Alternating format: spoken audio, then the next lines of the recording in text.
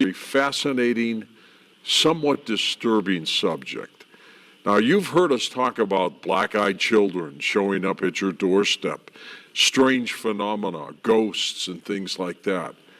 But what you're going to hear tonight is something very, very strange, something very, very real that is happening on the planet. David Paulides, of course, is the researcher, author, and investigator. He started all this with his book, Missing 411, which dealt with people disappearing in our public park systems. They merely vanished. David, welcome. I'm glad you're still here. Thanks, George. It's great to be here. What was it about this subject that got you first involved in investigating it?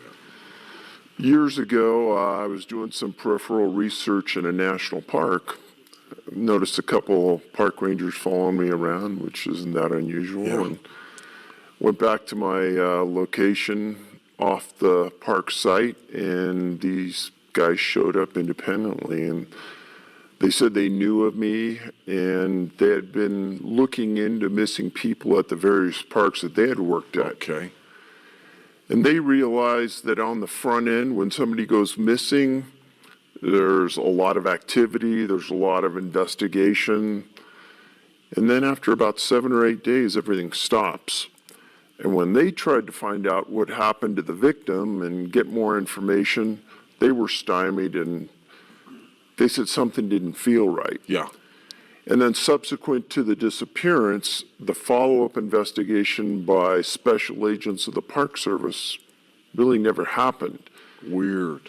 Very strange. And they said, somebody ought to be looking into this, because the people were disappearing in areas that they didn't think that would fit that normal mode, meaning that you and I say take our kids to the park, and a child disappears in a valley area where there's a lot of activity. And we're not talking far back into the backcountry. A lot of these occur right in a populated area of the national park. In front of other people. Apparently. And Jeez. as we can logically assume, when people go into the backcountry, things happen, and those disappearances occur as well. But it's those valley disappearances that got my interest right away. And of course, your mind may go immediately to, well, it's some kind of person-to-person involvement, Right. maybe a Some human sicko out there or something. Right. But when you get into the numbers and you start to vet the cases, you realize that something more is going on than what's readily apparent. David, of the missing people, and we'll get into a lot of cases tonight, how many never show up where they don't, for example, find the bodies? They're just gone.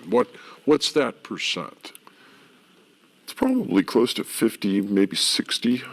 Just never show up. Massive searches, hundreds of people, air, ground, dogs, and they can't find the people. And if they do find them, they're usually found deceased. And the strange part of our research has found that when these people are located, oftentimes they're found in an area that had been searched sometimes dozens, hundreds of times. Like they're put back later or something like that. I never say that this is the fault of the searchers. I don't think, just as you said, that the missing were in that location when it was originally searched. All right. Of the, let's say, 50% that are found dead, are they always found dead, or are some of them found alive? There's a very small percentage that are found alive. Small percent. Okay, so of let's say the 50% of the missing that are found dead, what percent would you obviously say that person was murdered? He's butchered, he's stabbed, somebody shot him in the head. What's that percent? Zero. Zero. And the reason I say that is because there's a certain vetting policy we have that gets the cases in front of us.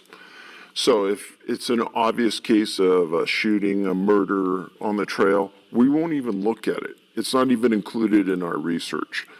Those incidents occur, highly rare.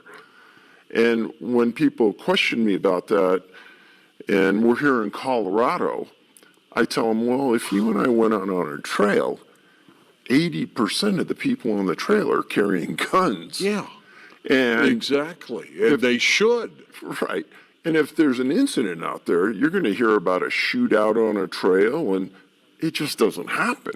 Wow. So the incidents where there's a murder on the trail, you read about those and they make big press. But the cases we're talking about, they really don't make big press a lot of the times. Many of the times you never hear about it, except maybe a small town local newspaper or media. Missing 411, the movie. What an amazing, your book, of course, is amazing. The movie is too, David. The research that you have put into it is mind-boggling. Is there anybody else doing what you're doing in this country? Not that I know of. You're out there all by yourself. Right. The park rangers, do you think they know something and they're just not telling us? So in the movie, we spent a great deal of time in national parks. Yeah. And part of that process is that you have to get a film permit to film in the park. Sure. And at the beginning, we thought, well, maybe we're going to get some rebuff from them and they're going to turn us down. And the truth is that everything went steamrolled and we were walking in. And clearly you had to tell them why you were going to go in there and videotape, right? No doubt. Well, in that clip right there, there was a sheriff from Klamath County, Oregon, and it involved a boy who disappeared at Crater Lake. And he was a very astute younger sheriff. And when the boy disappeared, he wanted to throw resources at it, and he was held back by the National Park Service, and they said, hey, we're going to look for this on our own. Yeah. Right after the boy disappeared, it started to snow, and it snowed pretty heavy for the next couple days. Well, after the Park Service realized that this wasn't going to be a quick resolution, days after the boy disappeared, they called in the sheriff. Well, he told us in the movie he was upset because when a small boy disappears, small child disappears, you got to throw every resource you can at it. And fast. Fast. Yeah. And in that case, there was never a resolution. The boy was never found. And he talks about his frustration with the Park Service because of that. Now, I don't want to indict the searchers at all because Right. the decisions are made by people much higher than those searchers. The families must be going through all kinds of horror when people disappear. George, and that's probably the most touching thing about this work. Both of us being parents know what it's like, even the thought of losing your child. And these families have no support. And at the end of that 7 to 8 days, they continually say, we never hear anything. There's no follow-up. Yeah. They kind of think that they're out there by themselves until you read the books and you realize there's hundreds and hundreds of these cases with very similar tendencies, and the Park Service doesn't really want to acknowledge any of it, and they don't want any of the information to go out. When I first started this, I filed a series of Freedom of Information Act requests against the National Park Service, asking them for their lists of missing people. And George, if you and I walked into any medium-sized police department in the United States and asked the chief for a list of missing people in his jurisdiction or her jurisdiction, We get it. I'll get it. within an hour, Yeah. he'd have it, or she'd have it on her desk. National Park Service says they don't keep track of that information. They don't keep track of people disappearing in their parks. That's what they That's say. bizarre. I would agree. I would think that there's some clandestine operation tracking all this right now, and they're perplexed. Well, I've talked to some of the best investigative journalists in the United States, and they said they're outright lying to you. Yes. They have a list of missing people. They've got to. In your opinion, David, how many people are missing just from the park systems alone? Well, that's tough because they won't tell us. And we don't know how far back to go, right? 1700s, 1800s? Well, just in our research, I have cases going back. There's 9 countries that we've documented these incidents in All right. that fit this profile. Same profile. And in those 9 countries, we have one case that goes all the way back to 1768 in France. Huh. If you had to guess, though, speculate on how many total people we're talking about disappearing.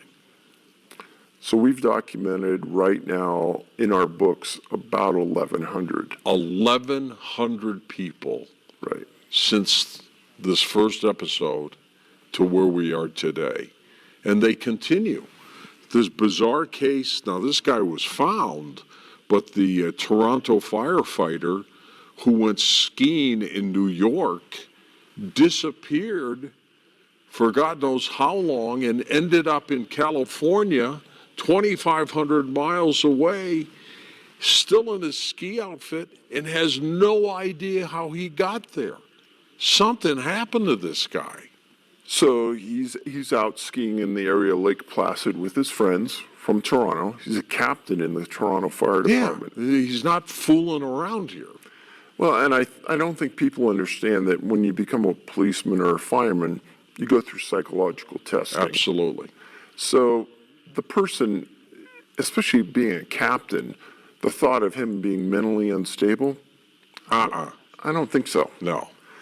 Or And playing a game on his family? No. I don't think so.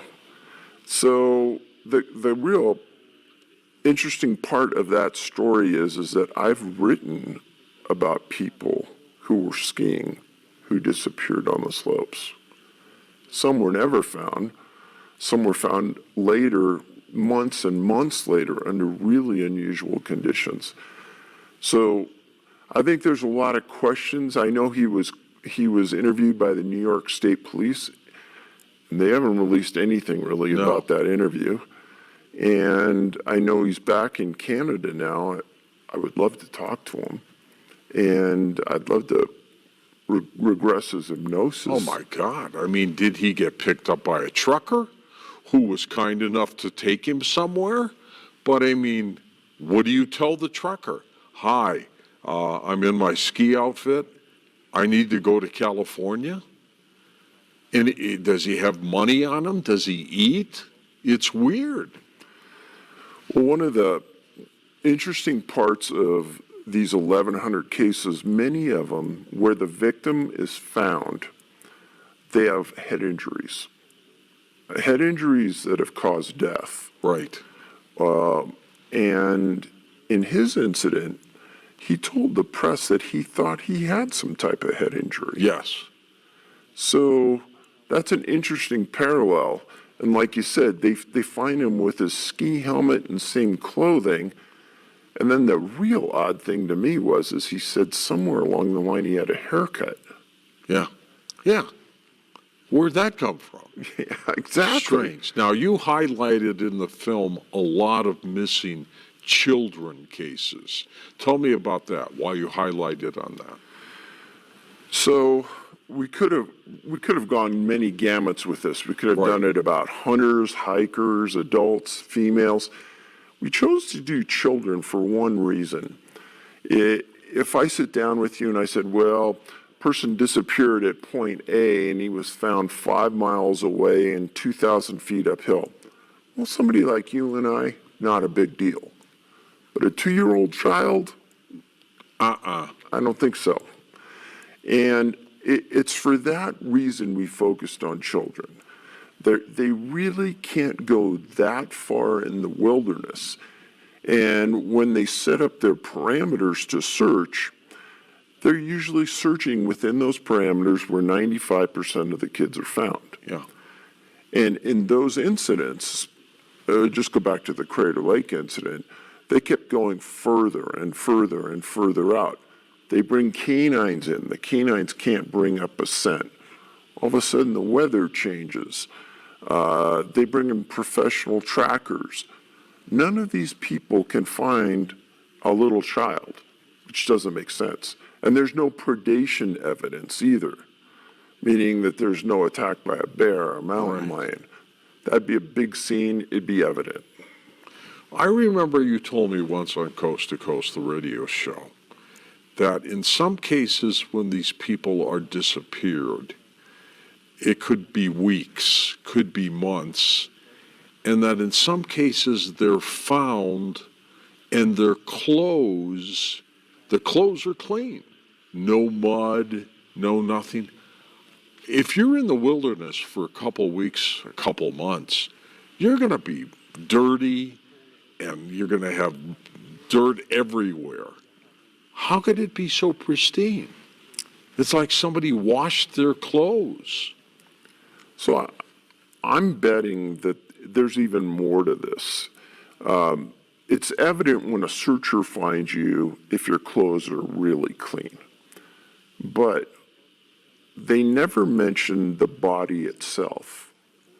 One of the things I write about in the books is a lot of times if the person's found alive and they get to a hospital, the notes in the hospital is that there's a small fever associated with that person. Fever, something. Bruises. No, very rare bruises. Yeah.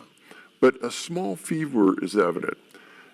They never say, and many times you don't get to see the medical report, I would like to know if the body was clean as well. Like the clothes. Like the clothes. So if the clothes are clean and the body's clean, you really have something odd going on. Right. And well, it's still odd if the clothes is clean and the body isn't clean. I mean, because would agree. I mean, the clothes has got to get dirty before the body, I would think. You would think so. It is weird. We're going to go through some scenarios with you that I want to ask you and then have you weigh it. But one of the children you highlight in your film, Missing 411, is Dior Koontz. What percent of the people are just never found? About 50%, you were saying? Approximately. That's a high number. It is. And we're going to go through some scenarios for you, David, and I just want you to give me the possibilities because this is a very unusual circumstance. It's very strange. In cases like the little Koontz boy, he just disappeared. He was gone. And do people hear sounds associated with the disappearance? Like, oh, mommy, or anything like that? Never. And there's been a lot of questions about why that Koontz case was in our film. But as we were in production, that case happened. Little boy in the wilderness, we jumped on it. And if you understand the books and you understand the profile points, you'd understand why that's in the movie. Boy disappears in a campsite. Right. In the midst of others. Nobody hears anything. Nobody sees anything. They bring the dogs in. The dogs no can't. Scent. Exactly. A lot of things that evolved. It was near water. He was just right near a creek when he disappeared. And in fact, they thought he fell in the creek, and that's why it was searched. A lot of people have pointed to the parents and said, well, they have to be involved. Well, as a policeman, I've been involved in some pretty high-profile cases. You sure have. And one of those incidents, it involved a missing girl. And immediately the FBI was brought in, and they focused on the dad. Yeah. And people have to understand that when children disappear in amongst a group of parents, it's only natural for the police to focus on the parents. First. Absolutely. Yeah. And the best advice I can give any parent, give them 100% of your cooperation. Absolutely. Take a polygraph, exclude yourself so they can move on and start getting the case closed. Right. And in the Koontz case, yeah, there was a lot of peripheral nonsense that went on. But the truth of the matter is that the profile points we established are evident in that disappearance, and the boy still hasn't been found, and the sheriffs are still they don't have any clue what's going Bizarre. on. Yeah. What's the percent of adults disappearing compared to children? You know, there's probably 60, 70% adults, 20 to 30% kids. How many of them are alone as opposed to being in a group? It's very rare when a child disappears completely alone. They're in a setting where parents or relatives or grandparents are nearby. There are people around. Yeah. Right. Has anybody ever said, he was right next to me? I turned my head, I blinked my eyes, and he was gone. Has that ever happened? Did you take that out of my book? Maybe. I could say many, many times. That's almost an exact quote from the parents or the people they were with. They're walking along. Sometimes the child may scoot ahead a little bit, fall behind just a bit, but you know when you're with your kids, they can move around and But you know where they are. You feel where they are. right. And I would say that happens more times than not. That's strange. All right, I'm going to ask you some scenarios. And a lot of it's speculation on your part. But I want you to say probability. 1, somebody has disappeared in a park system because there's a murderer out there or a serial killer, and that person somehow gets this person and gets, now, we haven't negated the fact that there are other people in the area, nobody hears anything. Those are all things we have to really concentrate on and add to the ingredient. But a serial killer or a murderer just scoops them up. Possibility? Serial killer, I'd say 0%. A possibility of a killer in some cases, maybe 0.1%. I'm not going to say never. Okay. But when But you very low on the list. again, just like what you cited, professional trackers don't find any tracks. There's no scent trail for the dogs to follow. Exactly. All right, so there's that. A UFO beams somebody aboard and takes them that way. It's hovering miles above the atmosphere, and it spots this little kid or this guy who's alone and just goes zoom, and they're gone. They're taken. So one of the things that I get queried about all the time is a scenario similar to that. And my question back to those people is that the victim disappears 99% of the time with others. So how come nobody sees this? Yeah. It would be as if you disappeared right here. Poof, you're gone. I got a lot of explaining to do because that's a weird thing. But I would think you were zapped. If you just disappeared right now, that would be one of my scenarios. But people aren't saying that. Never. Okay. Yeah, but my question is that if that is occurring, then wouldn't those people come forward and say, hey, this is what we saw? Yeah, you would think so.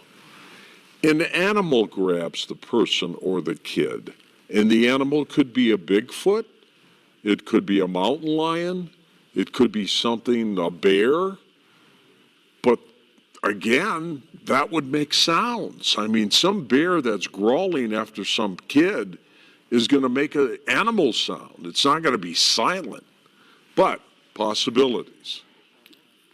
I get asked that again at conferences I'm at all the time. And one of the things I explain to people is that when a mountain lion or a bear grabs you, what are you immediately going to do? You're going to Scream, yell, kick. scream, yell, fight for your life. And even a child will do the same thing. And when they grab you and when that predation occurs, blood's going to be around, clothing's going to be Absolutely. around. There's going to be a scene there of mass chaos. And then if they decide that, okay, you're dead and we're going to take you away, there's going to be drag marks of you going across the ground. And somebody's going to hear it or see it, For sure. especially if there are witnesses in the area. And then to that point, I always tell people, hey, I'm going to give you a homework assignment. When you leave here, I want you to go to Wikipedia and look up the number of fatal mountain lion attacks in North America in the last 100 years. Not a lot. Not a lot. Is it more than 20? Is it more than 50? Is it more than 100? I'll just tell you this. It's less than 20 in the last 100 years. I would believe that. So And it's I really bet rare. of those 20, there was a lot of screaming involved by the person who got attacked. Oh, A lot. absolutely. Even if there were witnesses, they saw it. Oh my God, this thing came down and pulled Johnny and ripped him up and took him, and there's blood and everything else. Sure. All right, now another scenario. And some of these are far-fetched, David. This kid, this person, somehow walks into another dimension or portal. This is a strange universe. Anything could happen. But they merely walk into a portal or some other dimension and they're gone. And they haven't quite figured out how to come back. Possible? I've been very fortunate during this research to have some phenomenal people talk to me about this. And not too long ago, I was in Wisconsin and I talked to Dr. John Brandenburg, an expert on portals. Yeah.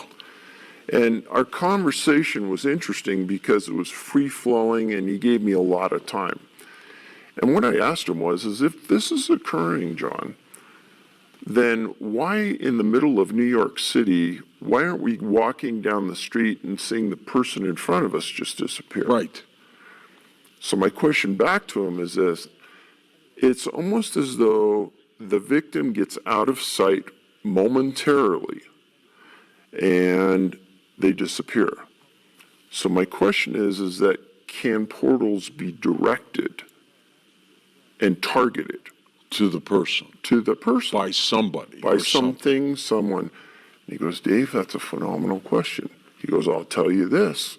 He says, there are organizations right now looking into that exact Oh, thing. my God. I said, so my question isn't outrageous. And he said, well, Dave, he said, if portals exist, then we should be able to manipulate and target. That's from Brandenburg. So what am I missing in these scenarios and possibilities? We've talked about a serial killer. We've talked about portals. We've talked about UFOs. We've talked about animals that could do it. What else is left? Oftentimes I get, well, they wanted to disappear. And I said, I don't believe any child wants to disappear from their parents in the middle of the wilderness.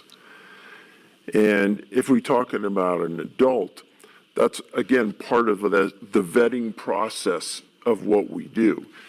If there's any type of mental illness, if there's any type of indication of voluntary disappearance, marital issues, etc., we'll vet it out. We won't do it. They said, well, maybe they drowned in a nearby lake. Well, in most of those incidents, their location, the water's been dragged many times. They put underwater sonar in it. Oftentimes, in fact, majority of times, if somebody disappears in water, it's going to be a limited amount of time based on the temperature of the water and the temperature of the atmosphere. The body's going to rise, it'll be found. Exactly. So let's add that as a scenario.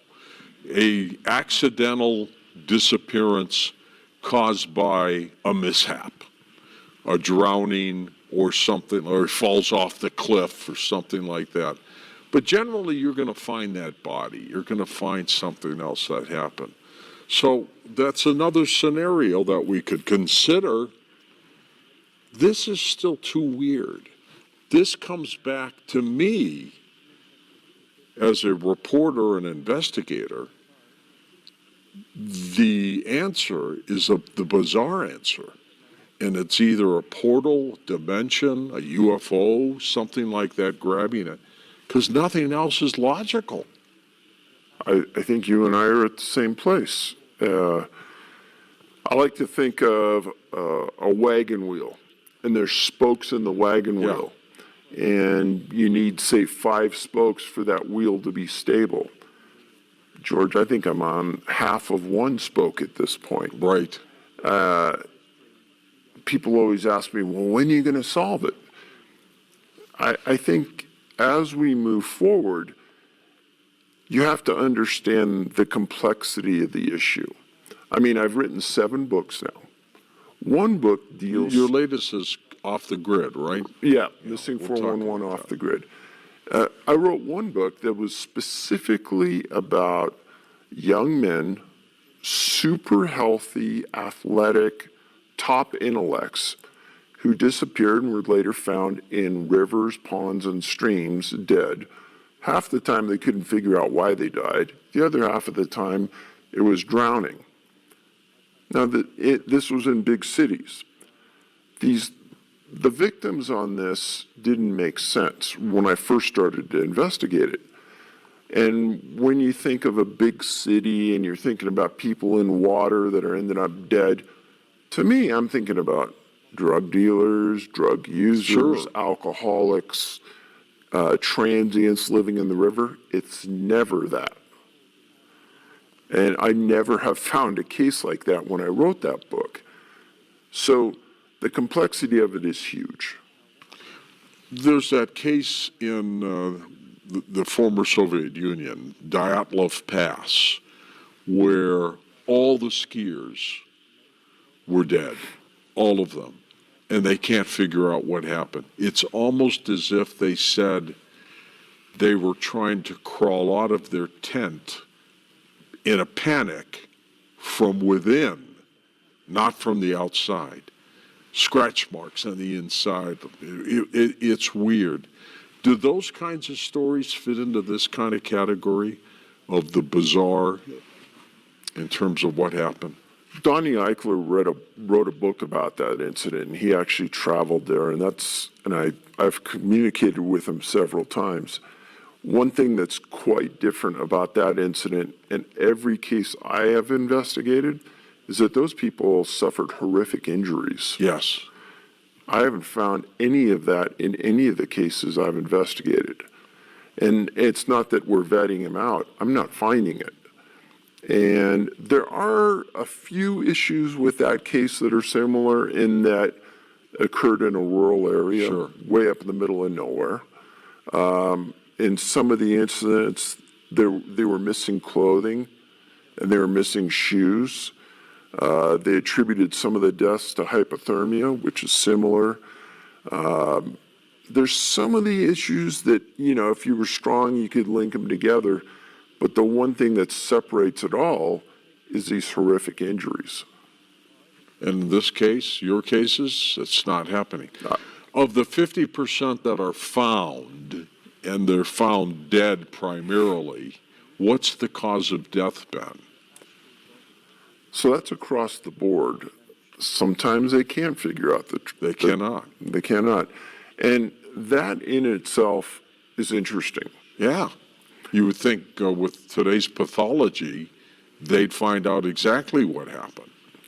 So in the books, there's coroners, medical examiners out there that are reading these. And I was contacted a couple years ago, and I met with this one coroner. And we sat down and we started to talk. And they said, Dave, you're onto something. Don't let people confuse you. But we've had cases in our jurisdiction, and this person works in a very large jurisdiction.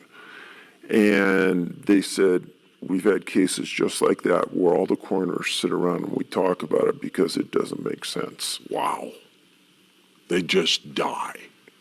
They just have died, and we don't have the ability to figure out what's wrong. Now, what's interesting about that, It's amazing. I've had people come to me and say, well, you don't realize that their soul is gone, and that's why they died. Oh, that's another conceivable possibility. Their soul is taken. and they just die. Is that a cause of death? I don't know. Interesting. If somebody's suffocated or smothered, somebody captures a little kid and suffocates the kid, that would show up as a cause of death, wouldn't it? Absolutely. There'd be some anomaly in the lungs or something that they'd see, some Right. stress. Right. God, are you baffled by this? I am. And it's frustrating to me because I realize I'm not the sharpest knife in the drawer. And I talk to people daily about these incidents, and I try to encompass myself with people that are even smarter than myself. One of those guys actually works for you, George Knapp. I love him, my man. Yeah, George and I talk about this all the time. And George is one of those people that came out and said, in the movie, hey, the National Park Service is outright lying. Yeah. They have lists of missing people, they're just not giving it up. Yeah. Now, in a lot of these cases, the parents get very frustrated when the coroner comes back and says a cause of death that doesn't make sense or they can't figure it out. Well, in a few of these isolated cases, the parents have paid for a second autopsy. On their own. On their own. Costs about $2,500. Yeah. And when a normal person, you and I, die, they put our blood and urine through drug screening. Right. Well, there's 20 drugs that they screen for, and they won't go outside those bounds because of cost. Well, in these second autopsies, the parents have paid for this extraordinary amount of work, and their screening goes from 20 to 50 to 75 drugs. They want an answer. They want an answer. Yeah. Now, what's unusual is in the deaths where the people were found in water, that was missing 411, a sobering coincidence, in those deaths, they found super high levels of GHB in the victim's body. Now, it doesn't make sense that it was there, number one, because they weren't in an environment to get drugged. And number two, they couldn't figure out how it was administered or when. Now, Interesting. the body produces very minute levels of GHB on its own. So we've had these talks. Is there some type of event that forces the body that we don't understand to produce these super high levels? And what is GHB? GHB to most people would be known as the date rape drug. Oh, all right. Most of the time, it's men giving it to a woman in a bar, leaving with her and raping her. So the body doesn't produce it naturally. Very minute amounts, but not in amounts. But not in the amount that they found. Correct. And essentially what it does to you is it paralyzes you, but your thinking process is still working. You know what's happening to you. You just can't move. You can't move. That's frightening. So if I take that and I give you super high levels of GHB and I drop you into water, can you think about that horrific scenario? That's a horrible way to drown, isn't it? It is. Are you saying that that's happening? In these and few, if it is, who's giving them the drug? well, the numbers I write about in sobering, they're phenomenal. Now, this exact scenario is occurring in the United Kingdom right now, and there's a very famous place, Manchester, and they're called the Manchester Canal deaths. People go out there and read about it. There's a documentary made about it. Young men, predominantly, who end up in a canal, dead. The canal sometimes only has 2 feet of water. You could have stood up in it. Right. But they're dead. Nobody's ever seen someone go in. Nobody's ever seen somebody come out alive. They're all dead. Now, there's many areas in the UK where this is occurring, also in Spain and in North America. And do they have this drug in their system? Not that I've found, but again, we go back to that screening scenario that the government does. You've got to be able to look for it. Exactly. All right. And in this particular case, how would that drug have been administered to these people? That's the million-dollar My question. gosh. A lot of times it's almost always in these cases, people have been drinking alcohol. Sometimes a lot of alcohol. Yeah, but it would have to be in the alcohol. Correct. And a lot of times these people are at parties where nobody's around. Are they buying it from one single source? No. No, these are far different cities, Yeah. different continents. I mean, we're asking questions like an investigator would. They say, all right, 6 people disappeared. They all had this drug in their system. What's the commonality here? Oh, they all drank this kind of vodka. Where did they get the vodka? Oh, it came from this store. The sicko at the store is putting this stuff in the vodka. That's not happening. Impossible. And they're all drinking different types of alcohol, different continents, different times. And there was a study that was released about a year ago from the United Kingdom, Scotland Yard. And they wrote about this exact scenario we're talking about. And they ended up with the exact conclusions you and I are talking about. Now, in the study, GHB is never mentioned, which I thought was interesting. But then again, I haven't seen a family in the UK take it to the level that these families... For the testing. Right. They weren't tested for it. Can you imagine, just imagine for a moment, the people who have disappeared, the horror that they must encounter in that split moment? For whatever has happened to them, it has got to be one of the most frightening things a human being could ever go through. Whatever it is, whether it's a child or an adult, something horrible has happened to them. You know, and if we play out that GHB scenario where you're awake, you know what's happening, but you're immobile, you know, why, if something is happening here, take me, put me out so I don't know. But to force me to be awake, That's sick. That's really a tough scenario to live with. Sick. Do you think, as we wrap this up, David, we're ever going to get the answers to this? Are you close? I'm hoping that one of these victims is going to live. There's going to be a hiccup. And tell us what happened. But as I've stated before, whatever's happening here, they're 100% effective. They're never seen, and they're never identified. There's no mistakes. No mistakes. David, thanks for being on Beyond Belief. Thanks for having me, George. It's great being Just here. amazing research. I mean, what a story. This is something I followed with Dave for a long, long time. His movie out, of course, is Missing 411, and his latest book is Missing 411 Off the Grid. Stories of people actually disappearing in our public park systems. They simply vanish without a trace. It's got to be one of the scariest, most bizarre stories I've ever heard. I'm George Norrie, and thanks for watching Beyond Belief.